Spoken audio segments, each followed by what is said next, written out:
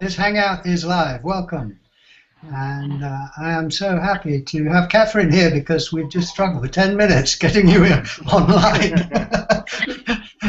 So anyway, yes, I'm Richard, and here we are, and I've got some lovely friends again with me today, and I'm just going to invite each person to say something, so you hear everyone's voice, they can say where they are in the world, and then we'll see what happens. And okay, here we are. So I'm Richard. I'll go from Sam first. Hi, I'm Sam. I'm in Perth, Western Australia, and I'm Mary's husband. She'll talk to you in a minute. And we're living in the hills outside of Perth, and it's very hot here today, but we like it. We like it. And we like the Headless Way, too. Thank you, Richard. Yeah. And Mary. Yes, I'm sitting upstairs in our house, and we discovered the Headless Way back in 2005 when Richard came out to give us a workshop, and I found it a very life-transforming experience. Wonderful. Thank you. Renato. I'm Renato, also in Western Australia, Perth, on a hot evening. Yeah, discovered Headless quite a few years ago. I remember meeting Catherine at the station once when I went to see Douglas the first time. It was a very lovely experience. So yeah. Anyway, nice to see you all. All right. So just introduce yourself, Catherine. Well, what shall I say? I am Catherine, and having is in the process of becoming a very old lady, which is not very easy because all the body is taking its revenge against the how shall I say, fighting the life inside because sometimes pains are very strong. And it's a fight to remain centered and in the light, in the inner light, in spite of the pain. So that's what my present experience is, all the time, coming back home, in order to be at peace in spite of the physical pain. Yes. That's it. Yes. Okay. It works. It does work. I mean, it really helps. Yes. Katerina. Hi. I'm in Holland now, and instead of Australia here, we have frost. So the other half of the globe, and well, I'm very happy to be here and to share headlessness with you all. So wonderful to see you. Yes. Yes. Fantastic. Thank you. And Bill and Annabelle. Can you hear me? Yes, Yep. we can hear you. Okay, I'm Annabelle. I'm called Annabelle, and I'm here with Bill in Ashurst Wood, which is in England, near the Ashdown Forest, and it's cold and just above freezing. And I'm really happy to see you all. We've been spending the morning at the Non-Duality Cafe, where Bill did did an experiment, which everybody got, of headlessness, which I've been trying to teach them headlessness for 2 years, and they didn't ever really get it, but they did today. So that was fun. And here we are again. So lovely to see you all. Marvellous. And Bill?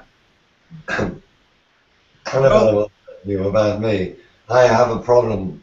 I can't speak. No, you've got laryngitis. Okay, all right. You can be our silent witness.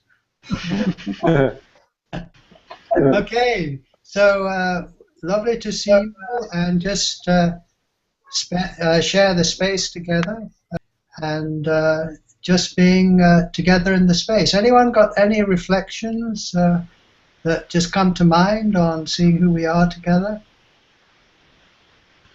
A lot of reflections of you all. It's nice to see all of you. All these faces in the one space. Yes.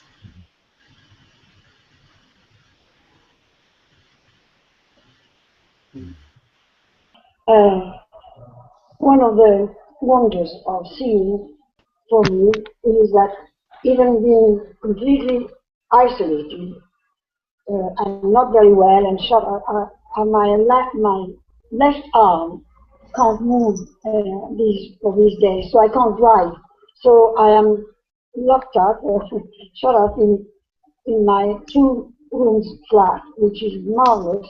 The flat is very nice, so I don't complain, but it's a little bit difficult. And the thing is, I never feel alone because you are all within me. It's incredible, really. And I just think of you, and your face comes up to me in the light, and even I think people I don't know sometimes appear in the light. And this is really marvelous, I think. Yes. It's immensity that we are, and aware and welcoming. Lovely, thank you. Yes.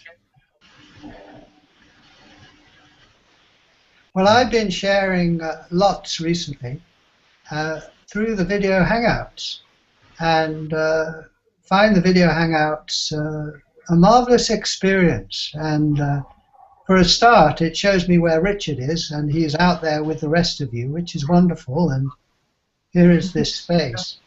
But I'm really finding lots of new people popping up, like you say, Catherine, in the light, in the open space, new people, and enjoying being space.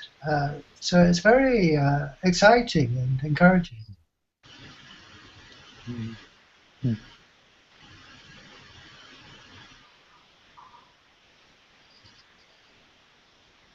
I'm so glad to see you.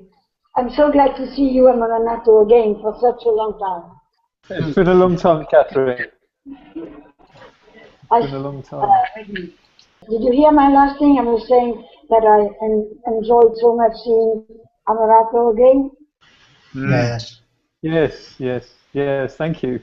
You were in my. I just been on retreat in the forest out in Perth, and you were in my mind, like all of you. But I just so much remember the first time I went down to see Douglas, and you picked me up, and it was just like it was the first time I met somebody else outside of the people at the monastery that really, that saw, that could see this, and it was a very powerful experience actually.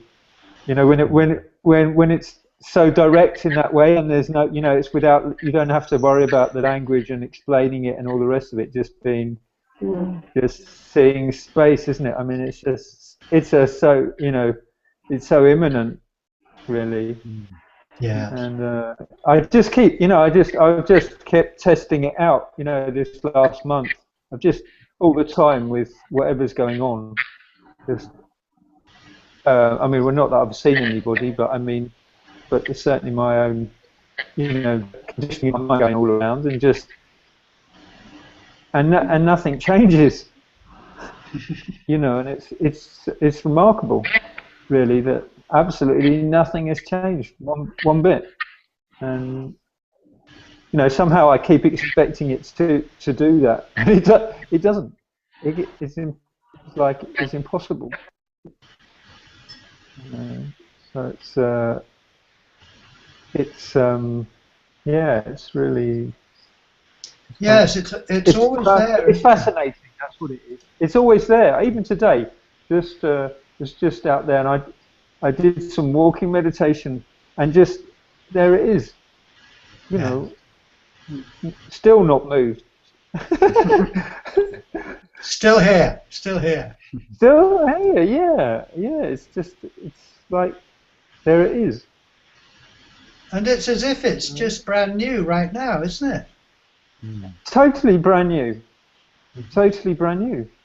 Just it's weird to the ego because it doesn't know what to do with it. It can't place it. It doesn't know what to do with it. So it seems like to me it has to continue on with its story, you know, it's just got its storyline, Yeah. which is all right. I mean, you know, I listen to it sometimes or even interact with it, but still, that it doesn't matter really. And I really noticed the sense of having a sort of like working with the periphery vision, you know, like just actually bringing the attention out. Like there's a focus with the eyes, you know, like, and you can even see that with thought. And then if you open it up, you open up it to, like I'd say, periphery vision to the sides of the eyes. It's sort of it's just so clear that, well, you know, that here what's here really. You know, so I noticed that working on the thought level, or when you get caught in thought, then it actually changes the way that the eyes seem to, you know, the eyes like focus, you know, like they're trying to hold something in place. Whereas this wide, you know, when you're the space, you know, capacity, then it opens up. You know, the eyes open. It seems like the eyes open up. I mean, it's a. Yes. But I found that very helpful to just keep, not to get so caught in the loop of things, really. Yeah. Mm. And at Yeah, the level. Oh, go on, Sam. I was just going to say it's a real circuit breaker for me. I find that when I realise that I've been thinking without unconsciously thinking, and I've been pursuing thought, you know, and then. But what's amazing to me is that the pursuit of thought ends immediately. I notice this. The thoughts continue, but I'm no longer pursuing them. I'm no longer trying to make a self out of the thoughts, because this is obviously the self. And the difficulty for the habitual mind is that this vast space, this vast nothingness, doesn't feel anything like a self. So it's very easy to mistake it for something else, even though it's the deepest thing. You know, it must be the self of everything, and yet it doesn't feel like a self. It feels like nothing. I find it just wonderful that at the human level, we really are mysteries to each other. We get, you know, little hints of what it's like to be each other, but most of it is hidden and mysterious. But what is most important, our true nature, is absolutely clear and visible and on show. I mean, I know exactly what it's like to be you. In this sense. How spacious you are. How deep you are. How clear you are.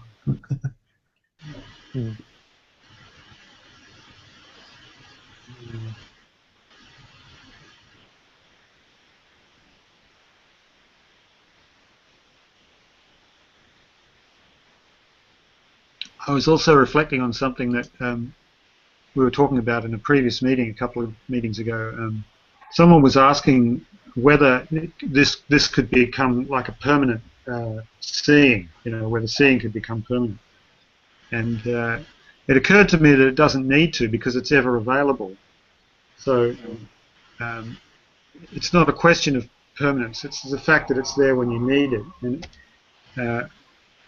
And I said, you know, its ever availability means it doesn't need to be permanent. And Richard said, and its ever unchanging nature means that it's always available. So those are the two, you know, that was the corollary, and they fit together very beautifully, and they make sense.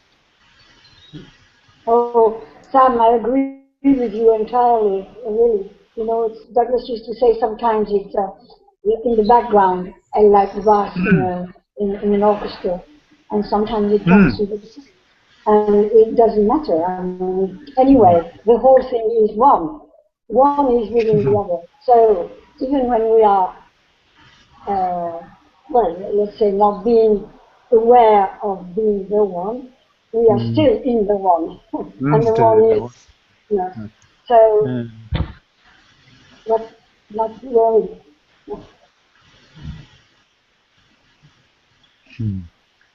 That's the trust game, isn't it?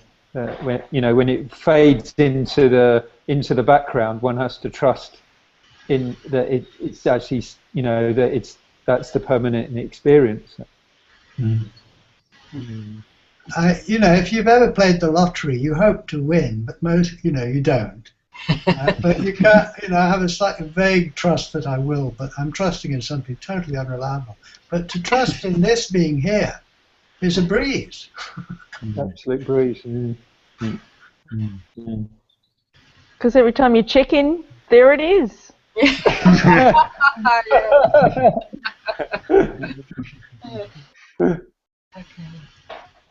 It would be helpful if it produced some lotto numbers, though. Yes. Actually, it's somewhat disappointing.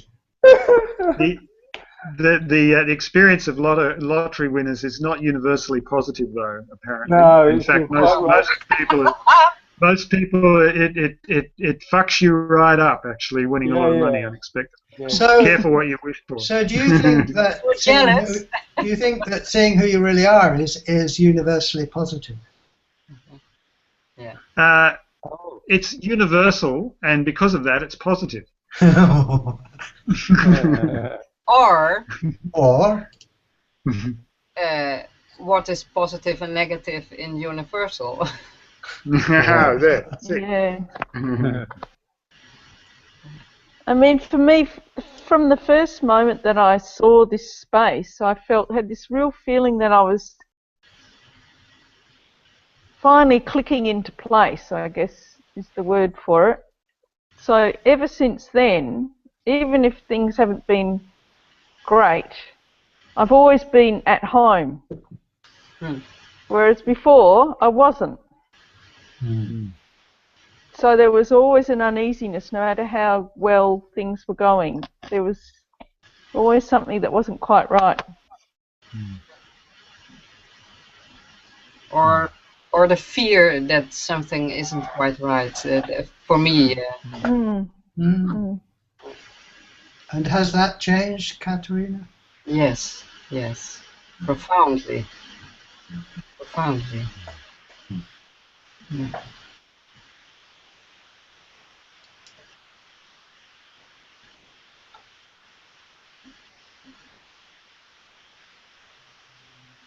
Yes, just being able to let things be as they are is a great luxury. It's better than winning any lottery. Being able to actually let things be as they are from home, and let them sort themselves out, you know. And then obviously you forget and you get caught up in the drama, but home is never not available. That's what I'm experiencing also now these days is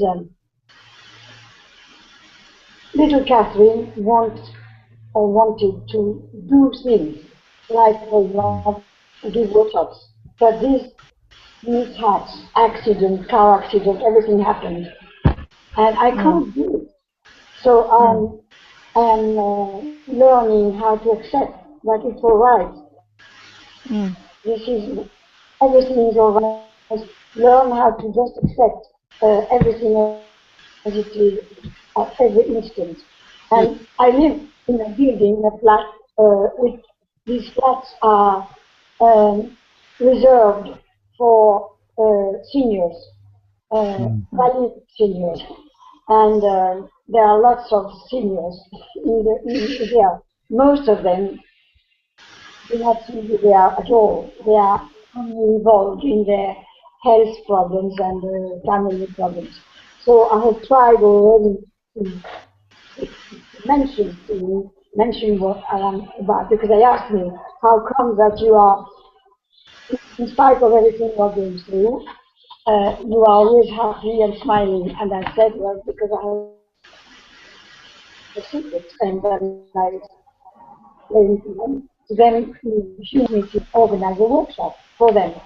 So that's what I'm planning to do as soon as I feel better. Very good. Great. Yeah. Wonderful. They'll come to you, Catherine. Yeah, that's right. Sorry, what did you say? I said they'll come to you. You don't need to go to them. Yes, they come to me. I haven't.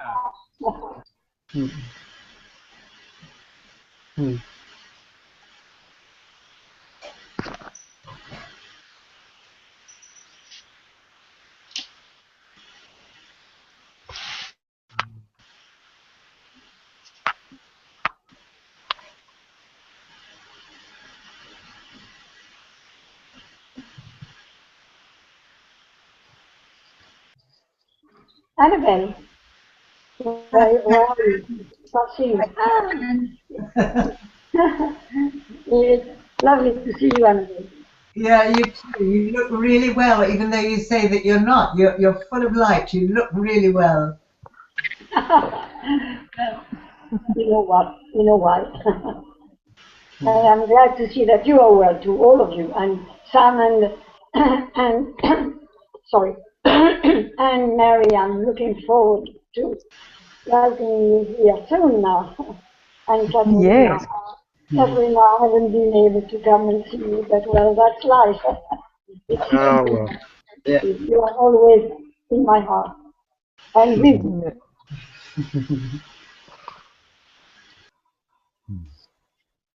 Would anyone like to take us through a simple experiment?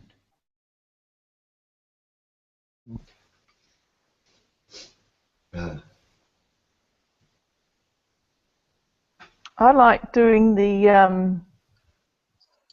I can do the how many eyes do you have experiment. Go for it. Okay, so this experiment, we're going to establish how many eyes we have. And at the moment, looking at myself out here, I can see on the screen that I seem to have 2 eyes, but from my point of view, I'm going to see if that's the case. So to do that, you need to make some spectacles with your fingers, hold them out,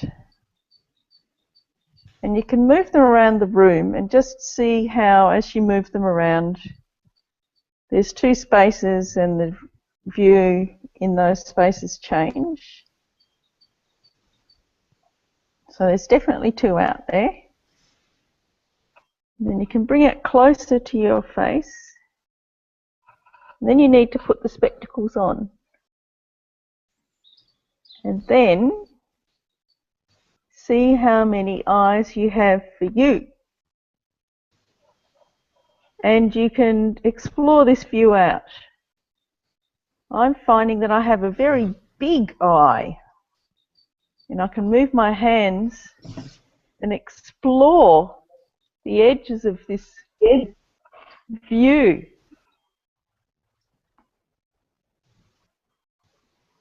Which seems to take in my laptop and my body and the room and everyone.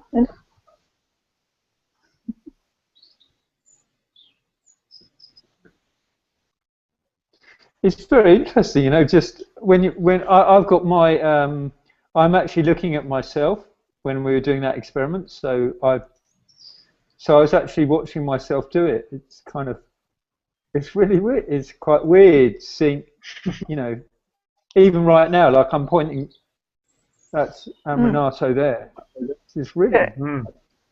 But it's not. Exactly. Yeah. Yeah. But it's right. It's like, I think who is that person? Yes, I think the video hangouts is brilliant because you get yourself, your human appearance out there, and completely. Yes, and here is this one space that you are. You have both. Yeah, it's nearly immediate, isn't it? Because like even like starting off like this, isn't it? I mean, I already see myself. Yes, doing 2 there. 2, but over, you know, in the laptop. But over here is already open. Open, yeah. And that one out there on the screen is so tiny, isn't it? Yeah. I mean, well, it's a long way away, isn't it? It's a long way away, isn't it? It's you know, it's travelled all around the world, probably. Yeah. And it's so opaque. I mean, when I look at all of you at the bottom of my screen, your faces are very opaque, thick and small. And now when I look at where I am here, I am not like this at all. People will tell me you are an old lady, but no, I'm not opaque at all. It's pure clarity. And that's very good, really. Every time I am with other people, I can compare with. I see all their material appearance and thickness, you know, and I'm sure what they see for themselves is not that at all. It's like what I see for myself, that is pure light, immensity. And that's when you show these to people, they just go, wow, that's right. An easy way to show people, really. Sure. A friend on a thread asked the question, what is spirituality? And it occurred to me that it's nothing more than noticing that you're not just what you look like, and getting interested in that fact and exploring it. And I mean, not noticing it perceptually and then staying interested in that, to me, is spirituality. And all the rest is just commentary, you know. Yeah. All the rest is just blah, blah, blah. No, it's lovely. It's lovely. It's not wrong. It's just that, you know, that's the essence of it. And that's all you need to stay in touch with. And the rest just generates, you know, and is fun. It's not essential. Not in a box. Not in a box.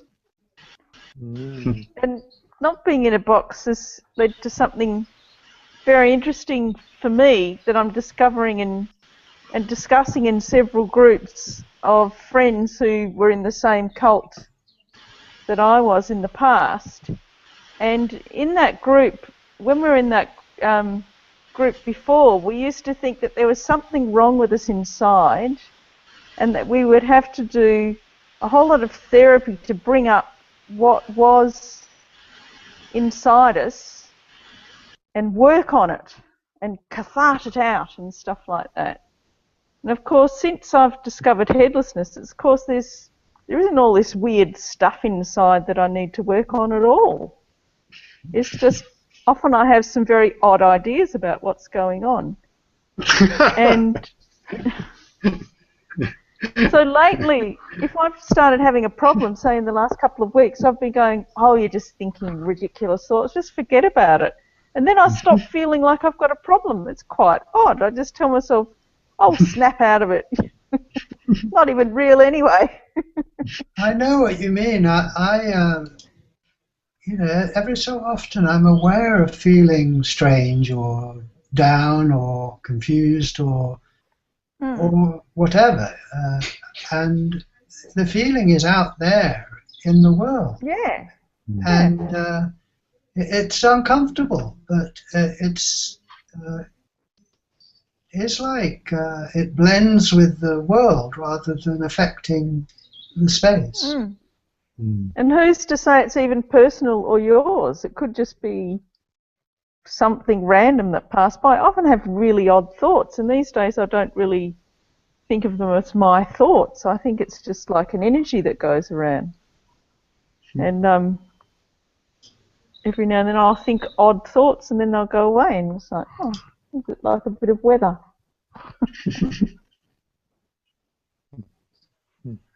Nothing to do with me. I mean, being here in the video hangout, one's own experience is being space for being everybody here, and it's a different way of thinking, I think, but you could think of it this way, that all these voices are your own, and all the thoughts that are emerging through the voices are your own thoughts.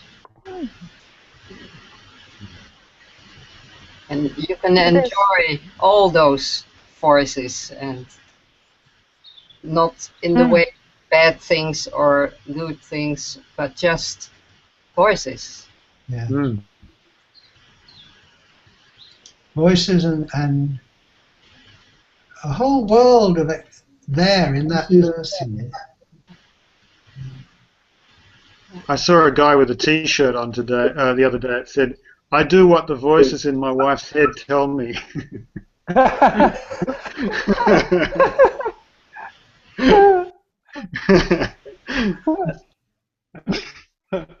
I mean, also the other thing I experienced since headlessness is that often if I'm in a group of people, like you're saying, Richard, you will actually feel like you've become bigger than just your personal self.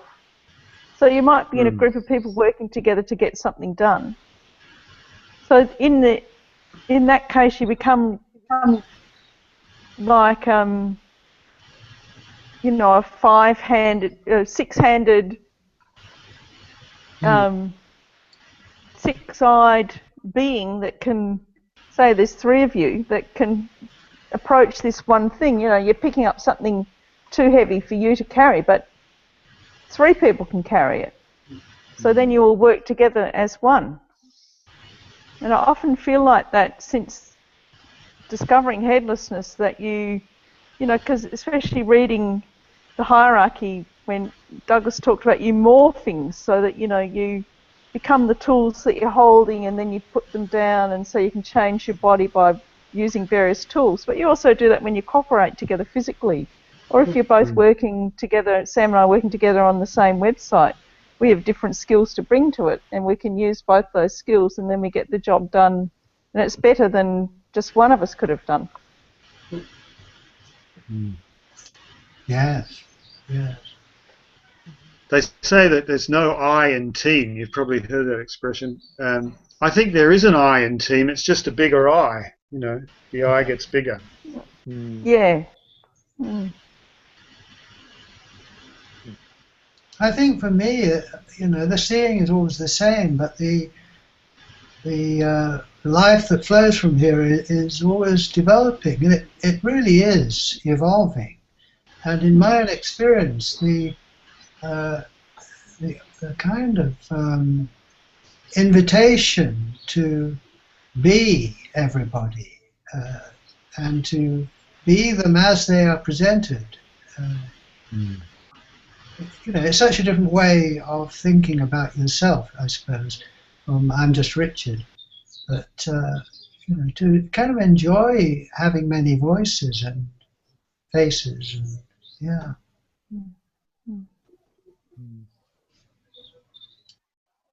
You know, Richard, in Melbourne, in the Melbourne video. Yes. Okay. Chris presenter with Douglas's friend. Yes, Chris. He mentions the fact that since he can see who he is, whenever he walks all around, and then he feels like embracing everyone and even kissing everyone, and his wife doesn't like it. You remember? It's very, very funny. That's true. Well, me too. I have to refrain from hugging people. Yeah.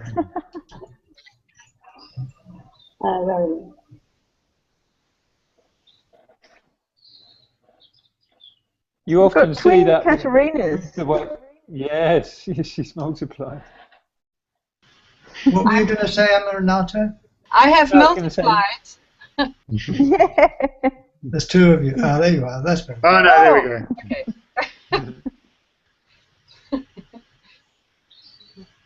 What were you going to say, Renato? Yeah, I was going to say you see that experience much more clearly with babies. You know, babies are much more open to looking at people, you know, and engaging and giving a sort of eye hug, if you like, you know. Yeah. And as we become an adult, it seems to that seems to be not allowable.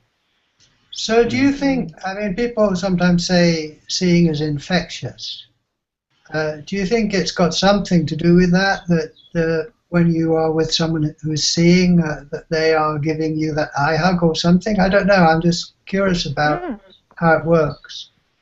I think they give you a free... I think that... Sorry. Renato, go on. I was going to say, I think it's the sense of that you don't have to use your ego so much. You know, like if you're it's like, I think when you're meeting people where it's more head to head, then the ego's got more chance of getting in there and having a bit of a pop. Whereas when you're, you know, or like I found that what I found really powerful is what Colin showed me a few years ago, like when you work with young people, which was to always be side to side with people. Don't go head to head, you know, don't go face to face, but just be sideways on with them, and that seems to alleviate the ego having to get too much, because you're both looking at the problem. You know, when you're having that, you know, a conversation or something like that, it's not so, you know, it's less confrontational. You know, you can be capacity as well. But I think that the way that ego likes to muscle in on these situations, you know, and the, you know, or the little one wanting attention or whatever, and sort of pulling at the trouser legs type of thing. Yeah. So it's a lot easier when people, obviously, when there's a you know, a common experience as well. You know. There's I think it is to defend. infectious with people who are not. I think it's also infectious though with people who are not conscious of you know, first personhood directly. Yeah, true. I notice it in my interactions with people. Like in the supermarket, there was this young guy that was bagging our stuff, and we just had this lovely flow of both Mary and I were there. We had this lovely flow of kind of joshing and gaming and just banter going. So it was very, very easy and straightforward, and it was just like we're all in this lovely bubble of space here, and we walked away with this really nice warm feeling, and it just happened. It wasn't like we thought, you know, we planned it. It just developed out of us being there, and both of us being a space for what was happening, and it was like we pulled him into it. It was, or that's how I felt about it. I mean, you know, I don't know what he would say about it, but you know, I think this is something very important about seeing, and it's something that helps a lot in the world when we are aware of this, even if we're not sharing it directly. I think it's a very important kind of side effect of conscious first personhood, is it does actually affect other people around us. And I think that the other people sense that you are open, and so you're giving them complete freedom to say what they want, to be what they want, to act. That's it. Yeah. They sense that, and that brings them into the space too. Yeah. Yeah. It's a very non-judgmental condition. Seeing. You kind of take people as they are, and you don't. I mean, obviously, some people you don't necessarily want to stay in the room with them, but you take them as they are to begin. You know, you don't kind of want to. It's like you're not looking at them through a kind of scrim of thought, of judgment and so on. The thoughts may be there, you may be thinking about them, but the main experience, the predominant experience is actually of being them, you know, in a very deep sense. And that must have an effect on the atmosphere. I can't see how it wouldn't. And you're giving the other person full attention as well. It's another and which is a form of love, really, isn't it? Yeah. Yeah, it is. Yeah. I think one of the things that comes into that equation for me is the fact that the experience is non-verbal. And so it's not a matter of agreeing or proving your point or having the last word. And you understand that everyone is going to say it differently or react differently. And that somehow takes the pressure off, somehow. You know, right now, I suppose, I think I've seen it in myself. I used to try and change people and get them to think like I thought and agree with me, till I saw what I was doing. And when I kind of in myself realized that the experience is non-verbal, and everyone expresses it in their own way, I had more room for people somehow.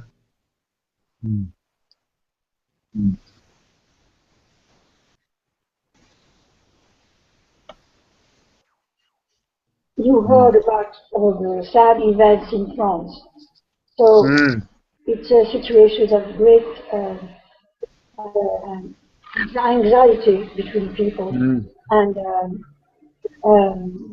yes, well, anxiety, and also everybody's questioning everything, and that's interesting, very interesting.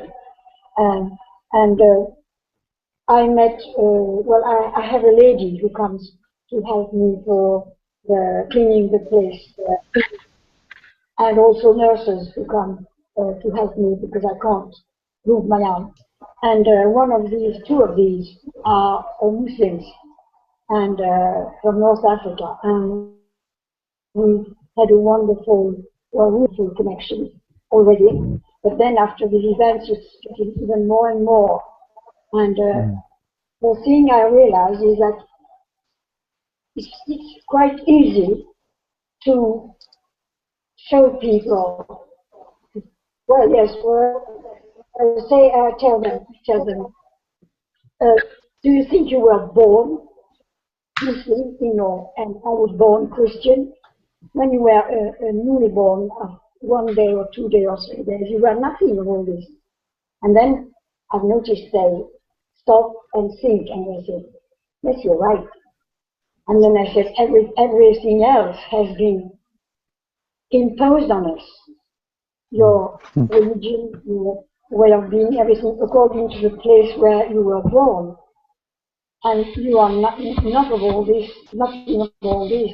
You are who you are, really actively. And then they start really thinking about it. And they say, yes, you're right.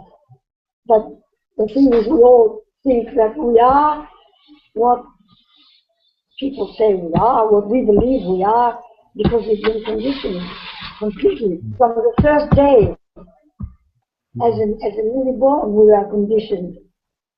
And any one of us could have been born somewhere else. I could have been born a black lady, a black girl, or a black man.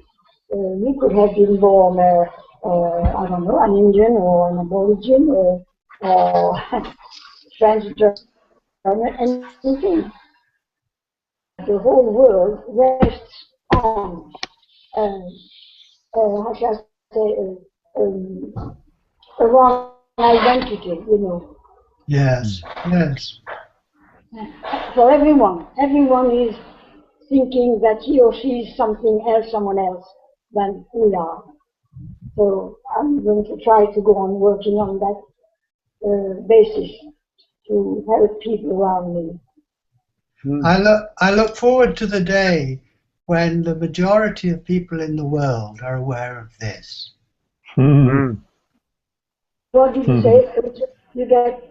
I say I look forward to the day. I won't be alive, but I look forward to the day when the majority of people in the world are aware of who they really are, and that at here we are not in any box, religious or anything, and here. Here's a reflection on the big picture that it occurred to me watching Sir Brian Cox's great program called the Human Universe, which I've been watching. It's a BBC series. Sir Brian Cox is a physicist, and he's a wonderful science popularizer. And he's talking about the possibility that humans might be very rare in the universe, despite the size of it, because of the long period in which there was only single-celled life on Earth. It was billions of years, and then something happened that was probably only happened once, which was two organisms got together and cooperated and formed a new kind of cell, which is the cells that all of us and all complex life are based on.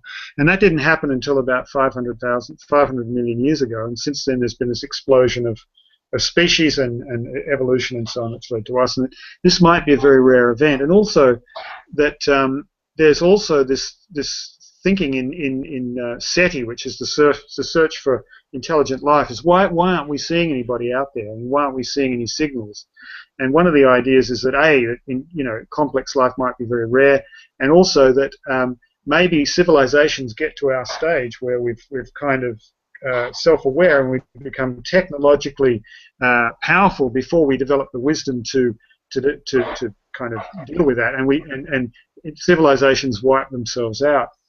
And I thought of this in terms of the face game, and the straight is the gate, narrow is the way, as it says in the Gospels. That there's this kind of bottleneck that the species has to go through, where we go from collectively from the third stage of the face game, which is very problematic and violent and has all the horrors associated with it that we see in history, through to what Richard's talking about, where the majority of us, or at least a large number of us, are living from here, and a lot of that horror, we don't have to do anymore. We can actually,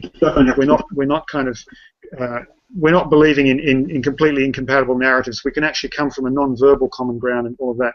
And I was thinking that maybe this is a very tricky thing for species to go through. And once they've gone through it, maybe we're not so interested in space travel and technology and all of that stuff. Maybe the obsession with technology and space travel and going out into space and all of that, maybe that's a small thing that lasts while we believe we're kind of things, and we need to, in order to expand, we've got to physically go out into the universe. Maybe that's a temporary aberration, and when conscious beings come through into this, they realize that, well, actually, we already are the universe. We already are everywhere. We just have to look out. These are all my layers. Why do I need to go there, So that was just a reflection on maybe why we haven't heard from other conscious sentient beings in the universe, despite the fact that there's a lot of real estate out there. We haven't heard from them because they have evolved more than us, and they're happy to stay at home. Yeah. Could be. So how's it being together? We're going to close soon. How's it hanging out together for a while? Great. Lovely. A real Great, trip. yeah. Very simple. Yeah. Very good. It's like a miracle that we're all around the world and all in the same space. Yeah. I know. Yeah. Just seeing and being. Seeing and being here. Having each other's faces. Yes. Seeing This is our common home, isn't it? Yeah. Yes. Which is impossible to conceptualize. No word. Yes. There is only one way, as long as we are incarnated, is hugging. That's as near as it gets, yeah. No words. We should, I think there's a lady who hugs, isn't there, Amma? And she No, don't go there. Do not go there. Do not go there. There's been a bit of stuff come to the surface Scandals about coming her out, yeah. Okay. recently. All right. Well, I don't know about that, but I was just thinking how when you hug someone else, you will all have experienced this, that you hug them and their head comes up and disappears into the void, and then comes out of the void. Of course, of course. Of course. Yes. Sorry, that's obvious. I have a cat that likes to. I have a cat that likes to touch heads with me. Only one of them. So I just go forward and touch heads, and I become a two-bodied void with a cat and a human coming out either side of it. Wonderful. I've said I more and more people are dropping into video hangouts. It's as if, out of the great sea of the void, more and more people are turning up. And honestly, they are seeing, obviously, as clear as anybody, because it's the same, but with a different reaction. And it's just so inspiring. It really is. It's really great to see people who discovered it yesterday and are seeing it just as clearly as I am, and are reflecting on it just as profoundly as any of us. It's just astonishing. And just brilliant new voices, as you say, people who've just stumbled on it, Wonderful. Very inspiring. Mm. Mm.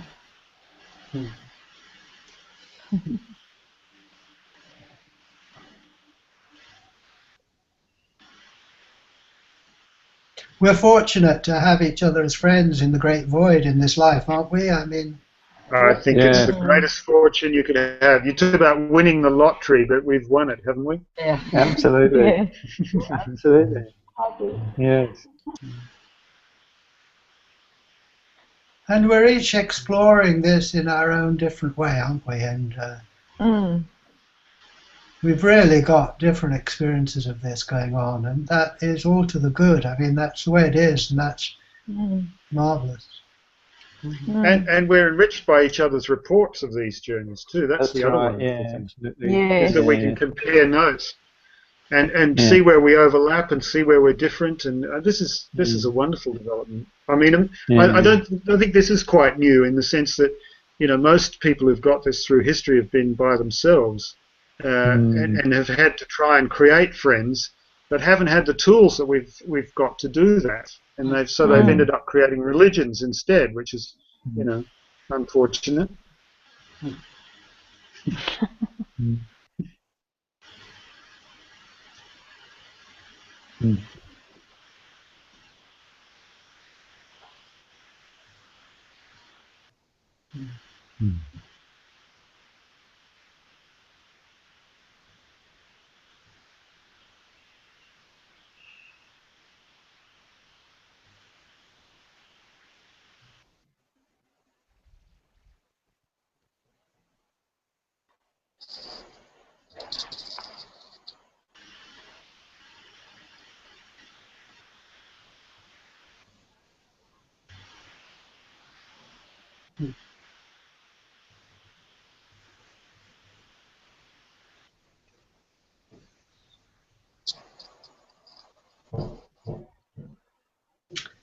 Okay.